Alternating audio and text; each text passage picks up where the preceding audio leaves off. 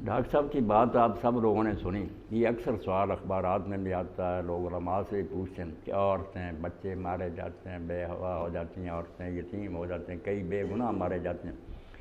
اب یہاں یہی بات ہے کہ جو لوگ صرف نظریاتی ہیں نا وہ تو پریشان ہوتے ہیں کہ یہ کیا ہو گیا، مگر جو عملی لوگ ہیں وہ جانتے ہیں کہ اس کے بغیر چارہ ہی نہیں، کیسے پہلے الگ کر لیا جائے کہ بچے الگ ہو جائیں۔ اور یہ شکر ہے کہ خود نبی علیہ السلام کے زمانے میں یہ چیزیں طے ہو گئی اور بعد میں بھی فقہائے اسلام نے ان کو واضح کیا، ورنہ بڑی مشکل تھی مسلمان فوجوں کے لیے کہ پہلے اس شہر سے کس طرح وہ عورتوں مردوں کو باہر نکال دیں اور دوسروں سے جنگ کریں۔ تو فرمایا بالقصد،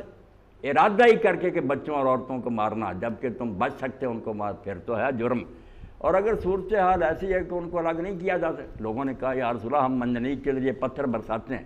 وہاں عورتیں مرد، فرمایا ہم منہم، وہ بھی مشرکوں میں ہی ہیں، ان کے ہی ہیں، وہ مارے جاتے ہیں، پھر کیا کریں؟ وہ ٹھیک ہے، وہ مجرم نہیں ہے، کوئی نہیں، اللہ ان کو معاوضہ بھی اگلی دنیا میں دے گا کسی نہ کسی شکل میں، مگر یہاں چارہ نہیں ہے اس کے بغیر۔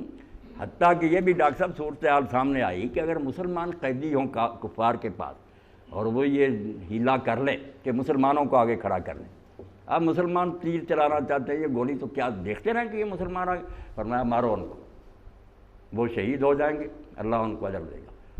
راستہ صاف کرو، ورنہ وہ کافر تو اس میں ہی پناہ لے لیں گے، چلاکی کریں گے۔ تو یہ ساری چیزیں باقاعدہ